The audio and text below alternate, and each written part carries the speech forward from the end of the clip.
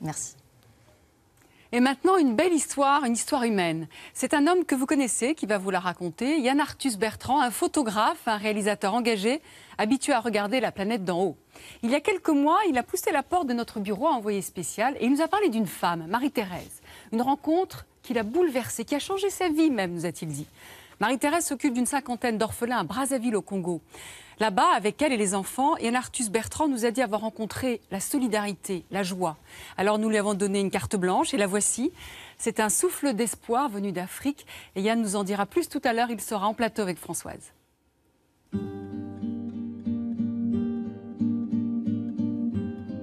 Je vais vous raconter une histoire qui a changé ma vie.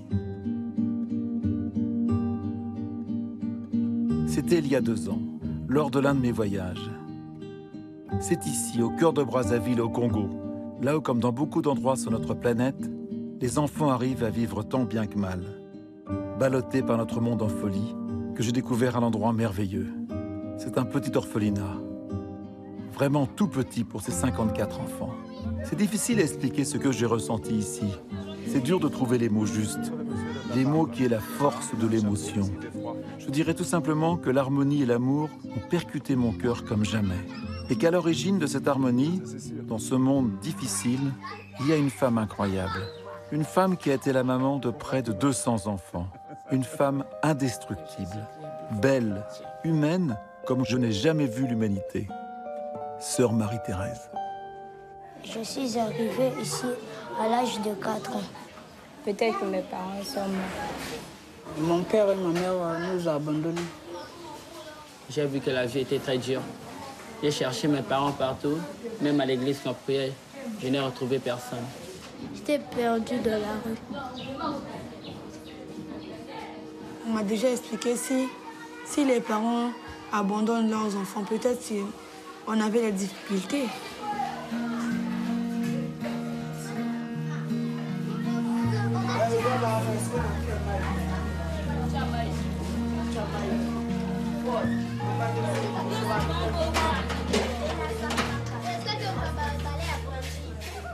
La première fois que je suis venu ici, je suis sorti en pleurs, comment j'avais été touché par toi, par ces enfants. Et c'est surtout ce qui m'avait vraiment touché, c'est que vous pensez que tous les enfants qui ont perdu leurs parents, qui ont été abandonnés, qui sont malades. Comment t'expliques que les enfants ont l'air plus heureux qu'ailleurs ici, alors qu'ils n'ont rien? Je pense, parce qu'ils savent que je les aime, parce qu'ils savent que le peu que nous avons, c'est mis à la disposition de tout le monde. Qu'il n'y a pas des privilégiés et des abandonnés. Que tu sois malade, que tu sois fort, que tu sois faible, tu as la même valeur pour la maman que je suis, que j'essaie d'être. Cet endroit est différent parce que nous voulons qu'il soit différent, qu'il soit construit sur l'amour. Parce que l'amour est le socle de tout, de tout.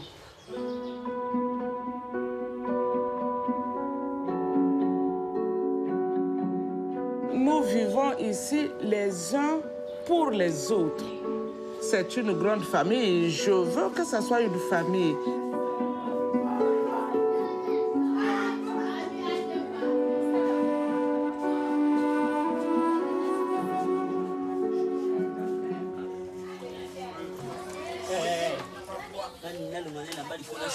Ici, c'est la chambre des garçons. On est 27. Dans chaque lit, il y a 3. Là, c'est le lit de Moïse, Jordi et Jérémie. Là, il y a Junior, Agé et Jean-Nicodème. Et là, il y a Félicien, mon petit gars. Là, il y a Jonathan, il y a Sony, Benny, Ted. Là, il y a David et Loïc. Et mon lit, c'est ici. Je dors avec 2 petits. Et j'adore notre chambre, même si c'est petit. Pendant la nuit, je ne peux pas me bouger. Parce que si je bouge, je peux faire mal aux petits. Donc, on dort comme ça pendant toute la nuit. C'est dur, hein? Même si la chambre qu'on dort est petite, mais je suis heureux. Même si la maison est petite aussi, on est heureux. Parfois, quand je suis dehors, les gens qui me demandent ça, c'est un orphelinat. Non, c'est une maison. Moi, je dis c'est une famille.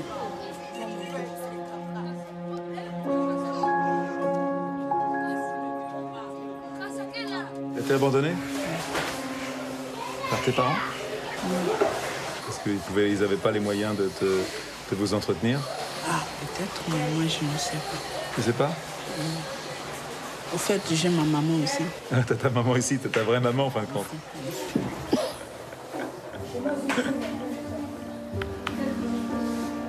C'est dur la vie, tu sais. T'as une vie difficile, mais tu vas y arriver. Oui. T'as de la chance d'être venu ici, il faut tout oublier le reste. Ça fait maintenant 2 ans que je connais Yves. Il me touche par ses côtés petit papa responsable. Marie-Thérèse compte beaucoup sur lui. Elle l'a accueilli il y a 5 ans avec ses frères et sœurs. Ils sont tous nés au Congo, mais leurs parents sont des réfugiés rwandais. Du jour au lendemain, ils les ont abandonnés. Yves avait seulement 11 ans et son dernier petit frère à peine 1 an. Pendant plusieurs mois, Yves s'est débrouillé seul pour faire survivre ses frères et sœurs jusqu'au jour où un voisin les a conduits chez Marie-Thérèse.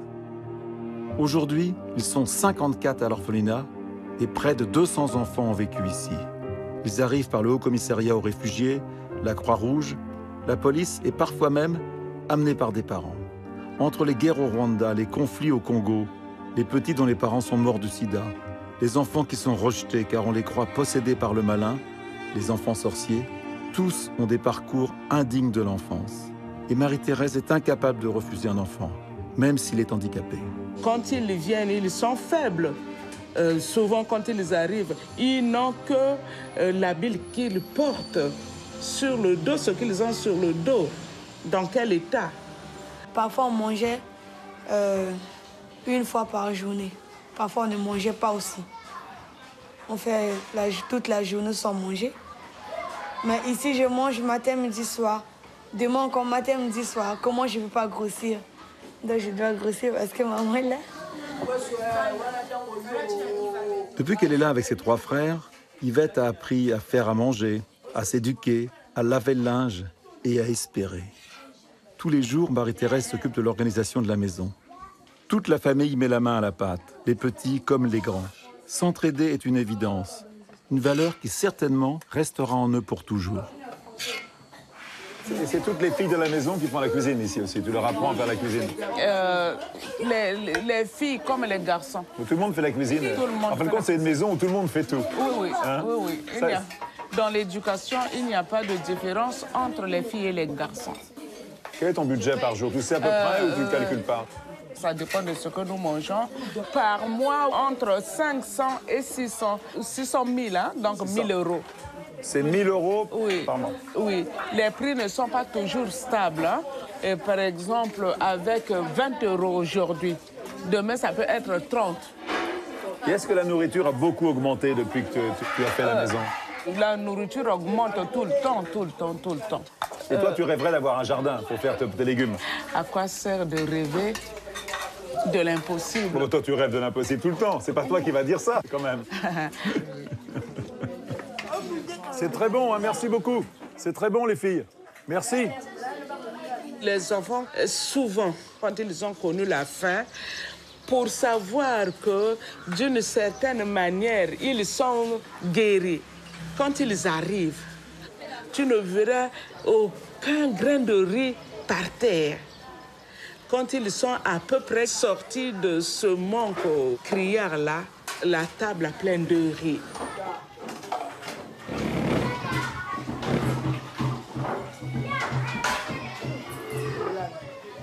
Ici, il y a 3 enfants séropositifs, 2 garçons et une fille de 6 ans. Il n'y a pas que ceux qui donnent les médicaments qui sont au courant. Tous les enfants ici sont au courant, savent qui est malade de quoi, parce que c'est les préserver.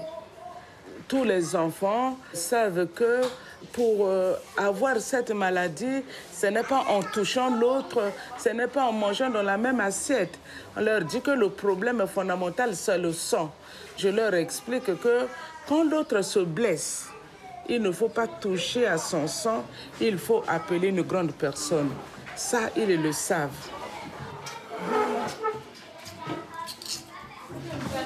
Marie-Thérèse a fondé cet orphelinat il y a presque 15 ans. À l'époque, elle est religieuse dans une congrégation du nord du pays. Elle accueille déjà des enfants des rues.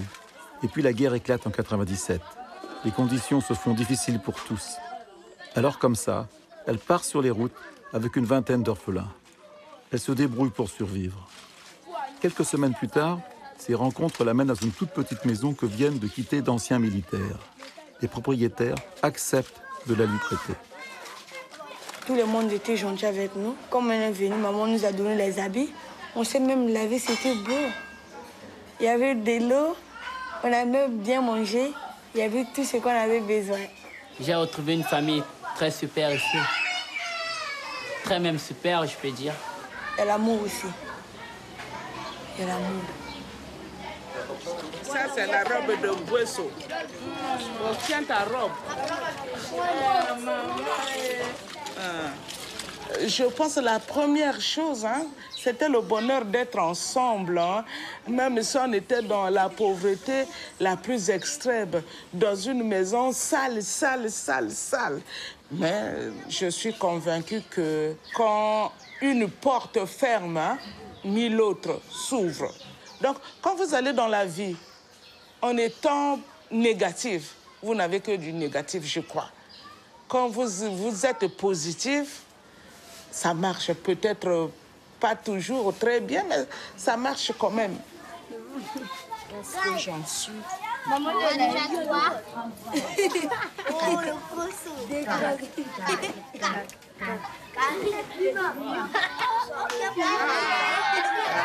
Tu exagères.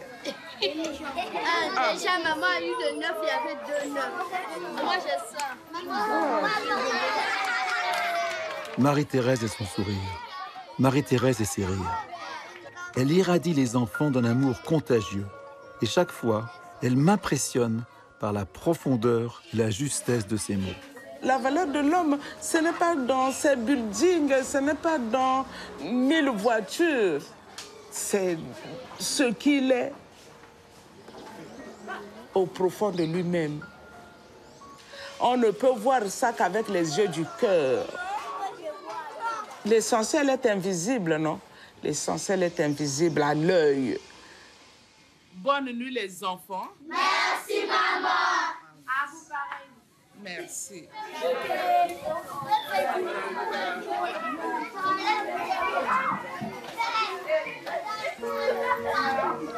Ma maman qui m'a couchée, c'est ma maman. Mais pour moi, c'est Marie-Thérèse qui est ma maman.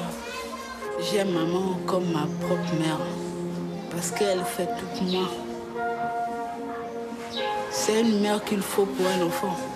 La première fois que je l'ai vue, maman, Marie-Thérèse m'avait serré dans ses bras. Bon, j'étais étonnée parce que ma maman m'a jamais fait ça. Si elle ne m'avait pas accueillie, peut-être que je serais déjà morte. Je t'aime, Marie-Thérèse.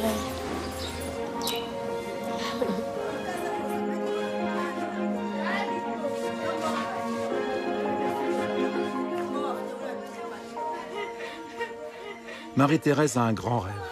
Quitter ce minuscule endroit pour une maison digne de tous ses enfants. Une grande et belle maison, où il y a de l'espace, où il y a un grand jardin pour cultiver leurs propres légumes et enfin être autosuffisant. Une maison où ils seraient vraiment chez eux et encore plus heureux.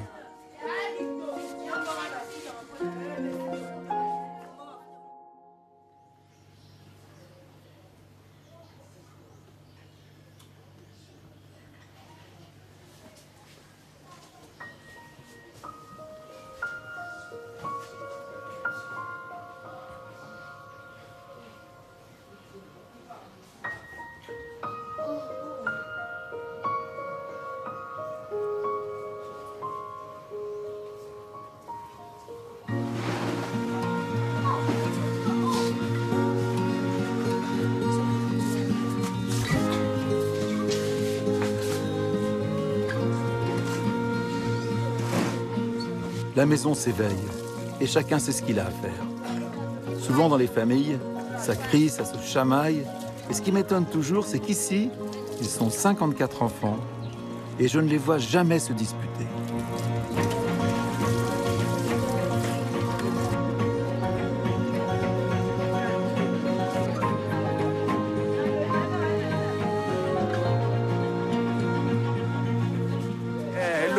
Ici, c'est une véritable entreprise. Véritable entreprise. Laver tout ce monde-là, chacun doit mettre la main à la pâte. Et moi, je suis là pour parler. Qu'est-ce que tu fais? Tu es encore debout, toi? Tous les jours, je m'arrache les cheveux. Parce qu'ils ne retrouvent pas leur tenue. Pourtant, on prépare tout la veille.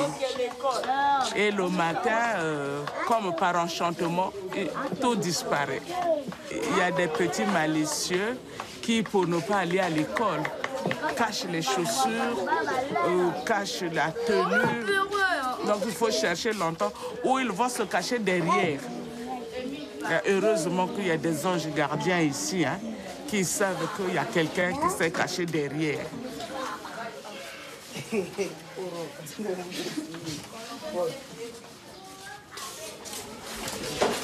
On doit aller à l'école en rang. Ceux qui ne sont pas en rang n'ont pas de pain. Vous êtes allés aux toilettes. Le pain dans le sac et puis aller aux toilettes. Les enfants, bonne journée de travail. À l'école, on travaille. Hein? C'est seulement l'école qui permet de changer les conditions de vie. Donc, vous n'allez pas à l'école pour jouer. D'accord? Voilà les enfants. Attention, attention. Les grands s'occupent des petits.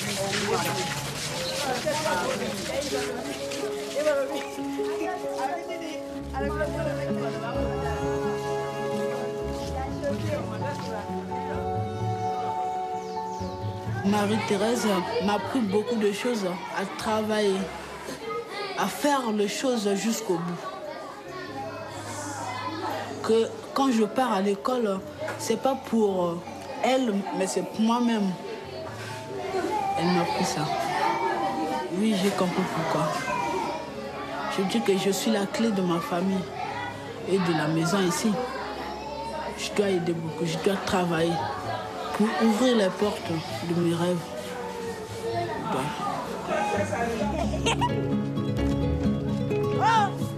Petit David! Aujourd'hui, je commence à devenir un homme grâce à maman.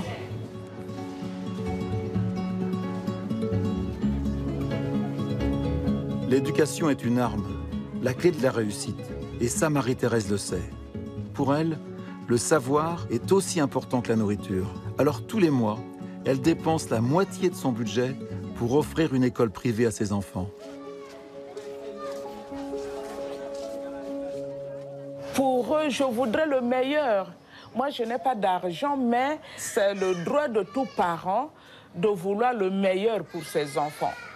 Donc, je dis pour eux, je m'en dirai.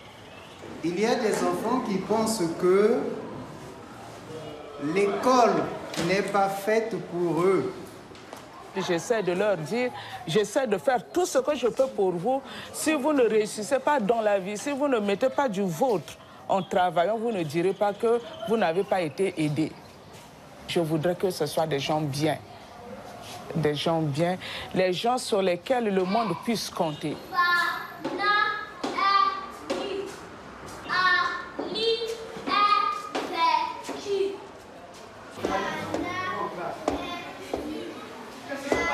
Il y a 3 ensembles de reliefs, les montagnes, les plateaux et les plaines. On les appelle les ensembles de reliefs. Franchement, on ne les trouve pas différents. Franchement, il n'est pas facile de distinguer les élèves qui appartiennent à l'orphelinat et les élèves qui vivent avec les parents. Ce sont des élèves comme les autres. Ces élèves-là, étant donné qu'ils viennent du même milieu, étant donné qu'ils sont éduqués dans le sens un peu de solidarité, assistance, voyez-vous, ils sont éduqués un peu dans le sens de l'amour entre eux. Ils sont solidaires, surtout pendant la récréation. On a l'impression que ce sont les grands frères et les grandes sœurs qui se confient, qui se disent certaines choses. Donc il y a eu cette solidarité entre ces élèves-là qui donne parfois l'impression qu'ils appartiennent à la même famille. Ce sont des bons enfants. Je tremble quand un enfant est malade. Parce que j'ai déjà vu des enfants mourir devant moi. Je tremble. Je tremble parce que je me dis, est-ce que l'éducation que je leur donne porte du fruit? Est-ce que leur avenir est assuré? Ce sont des choses qui me font peur. Quand je les vois, ils sont enfants, innocents, insouciants. C'est une grave responsabilité.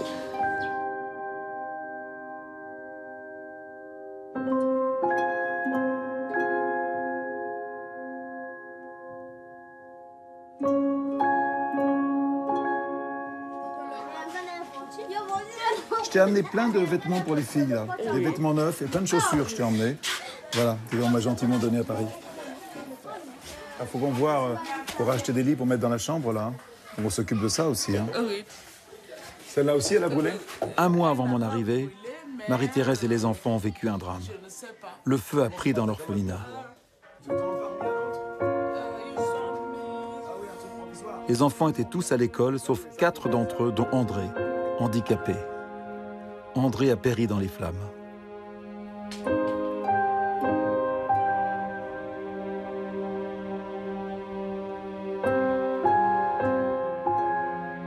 Comment parler de ce drame-là?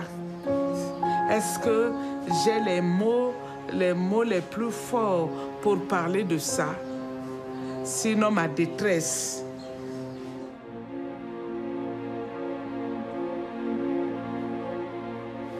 Maman voulait rentrer pour sauver André, mais Yanazana l'a empêché pour qu'elle ne puisse pas rentrer. Parce que si elle voulait rentrer là-bas, elle voulait mourir. Et qu'est-ce que nous voulions devenir? Ils ont tout perdu, tout, absolument tout. Mais t'es là encore. C'est curieux, chaque fois que j'ai perdu un enfant, c'est comme s'il m'injectait du courage.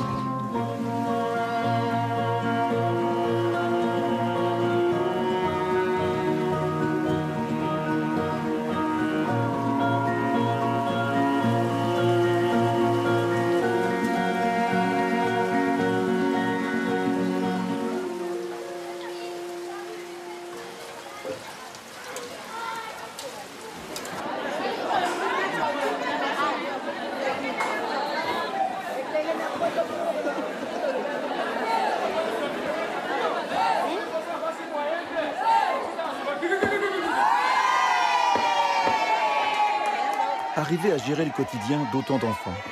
Les soigner, les envoyer à l'école, les nourrir, ce n'est pas une mince affaire. Heureusement, Marie-Thérèse peut compter sur des bienfaiteurs congolais et étrangers. Et grâce à eux, elle dispose d'environ 2 000 € par mois. Mais pour 54 enfants, même au Congo, c'est pas suffisant. Depuis 2012, les denrées de base ont flambé. Et par exemple, le kilo d'oignon est passé à 1,70 €. Marie-Thérèse confie de l'argent aux plus grands pour les courses.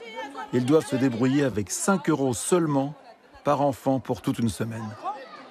Je leur apprends à être responsables. Je veux qu'ils ne manquent de rien, mais en même temps, je ne veux pas qu'ils gaspillent. Parce que c'est de la reconnaissance que nous devons à ceux qui nous aident. Maman, elle peut compter sur moi. Elle peut compter sur moi. Moi aussi, je me mets au travail. Quand elle me donne, fais ceci, je le fais bien. Va faire ceci, va à l'hôpital, va acheter les médicaments. Elle me fait confiance. C'est une manière de les préparer à la vie adulte. Hein? Si je n'essaie pas de leur faire confiance, ils iront dans la vie et leur vie sera un peu bousillée parce qu'on ne leur aura jamais fait confiance.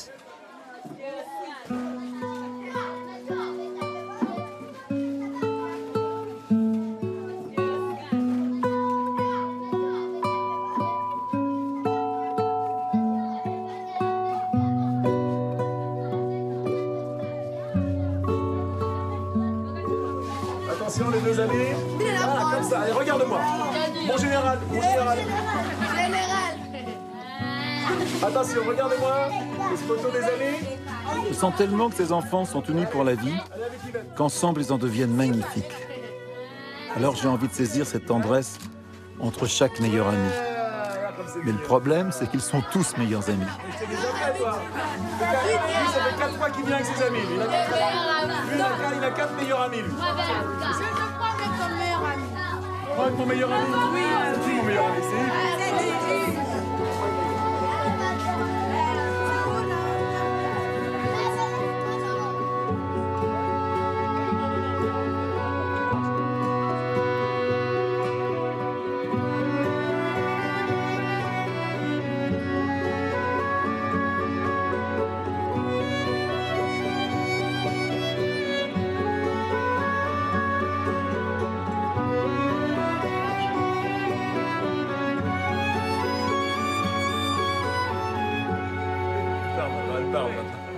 Elle parle. Je te le laisse, hein? Rien. Maman, Et tu sais, t'es comme tous les parents du monde, hein. T'es comme tous les parents du monde. Qu'est-ce que vont faire mes enfants? Est-ce qu'ils vont réussir dans la vie? Est-ce qu'ils vont être heureux? Est-ce qu'ils vont gagner leur vie? Tous les parents s'angoissent. Toi, le problème, c'est qu'on a eu 200. Oui, voilà. Je suis rassurée dans ce sens que l'arbre que j'ai planté pousse. Parfois, les branches sont maigres, mais il est là vivant.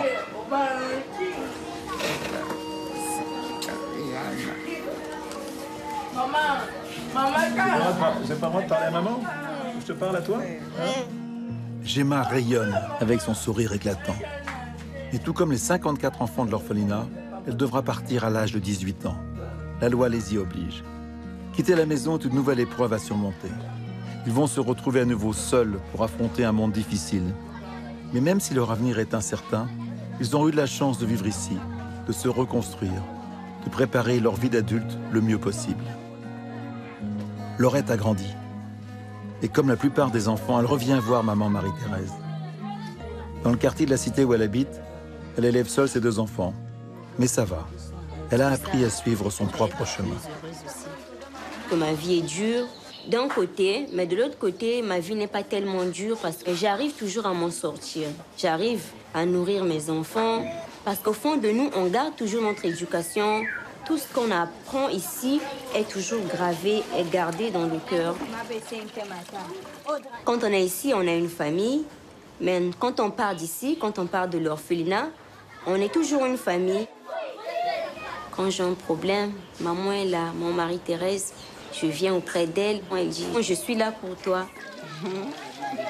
Je fais pour eux le vœu que font tous les parents. Qu'ils soient heureux, qu'ils arrivent à s'en sortir. Même s'ils ne décrochent pas la lune, hein, qu'ils aient de quoi vivre. J'aimerais dire à maman Marie-Thérèse que si j'ai grandi, j'ai réussi dans ma vie, je ne vais pas l'oublier. Même jusqu'à ce que je serai mort, je ne vais pas l'oublier parce que c'est elle qui m'a aidé.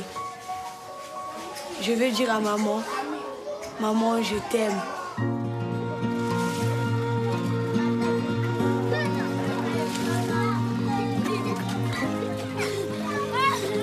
Parfois, quand je dors, j'imagine que je suis grand. J'ai en train de piloter un avion, j'arrive à la maison, je vois maman avec les enfants. Comment ça va, maman? Qu'est-ce que tu veux que je fasse pour vous? Comme vous avez fait pour moi. Papa, papa. Et maman sera fière de moi, elle va dire, vous voyez mon enfant? J'aime ça.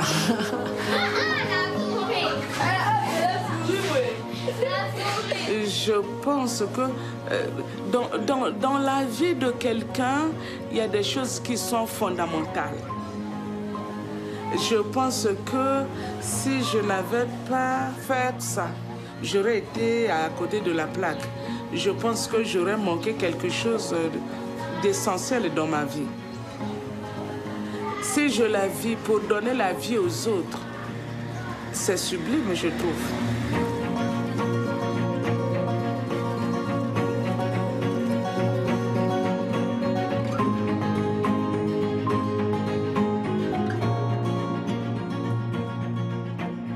À chaque fois que je pars, c'est toujours pareil. J'ai trop de mal à les quitter. Il y a tellement d'amour ici. Il a raison, le petit papa Yves. Ce n'est pas un orphelinat, c'est une vraie famille. Tout ce que portent ces enfants, c'est rare. Quelle chance j'ai eu de les rencontrer. Finalement, le bonheur n'est pas toujours là où on l'imagine. Et c'est cette belle histoire que je voulais partager avec vous.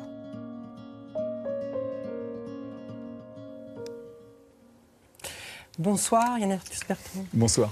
Alors, pourquoi avoir voulu partager cette belle histoire avec les téléspectateurs? Et j'ai envie de vous demander pourquoi, vous qui avez voyagé dans le monde entier, pourquoi votre chemin, un jour, s'est arrêté devant cet orphelinat? D'abord, vous avez vu le film. Qui ne peut pas être touché par cette Marie-Thérèse et ses enfants? N'importe qui, comme moi, qui débarque un soir, après avoir fait une journée de prise de vue, tombe dans cet orphelinat où tous les enfants sont en train de jouer dans cet endroit minuscule où ils n'ont pas de place pour vivre, ils ont l'air tellement heureux, on n'est pas touché. Quand je suis sorti la première fois de l'orphelinat, j'avais les larmes aux yeux. Tellement j'avais été ému par ces enfants, par la joie de ces enfants. Et puis j'ai décidé d'essayer de m'en occuper un petit peu, parce que ça fait 30 ans qu'elle fait ça, elle a toujours besoin d'argent en permanence, donc on essaye de lui... Parler de Marie-Thérèse à ce moment-là. Voilà, exactement. C'était donc une... D'ailleurs, si vous voulez nous aider, vous allez sur mon site et vous vous débrouillez. Voilà. Et dans cette carte blanche, il est beaucoup question d'amour. Et j'ai envie de vous demander, mais que peut parfois l'amour face à l'extrême dénuement, à l'abandon? Est-ce que l'amour peut tout? Vivre sans amour, c'est impossible. C'est nunuche et idiot. Hein. Libération m'avait traité de grand nunuche que je disais ça. Mais là-dedans, il y a tellement d'amour entre ces enfants qui partagent tout, qui c'est les grands qui habillent les petits, on les amène à l'hôpital. Cette Marie-Thérèse leur donne tellement d'amour que ces enfants dont les parents sont morts, qui ont été abandonnés, qui ont le sida, qui sont handicapés, eh bien tout ça, on ne le ressent pas. Et c'est... je crois que, d'abord, je pense que c'est un des plus beaux films que j'ai fait.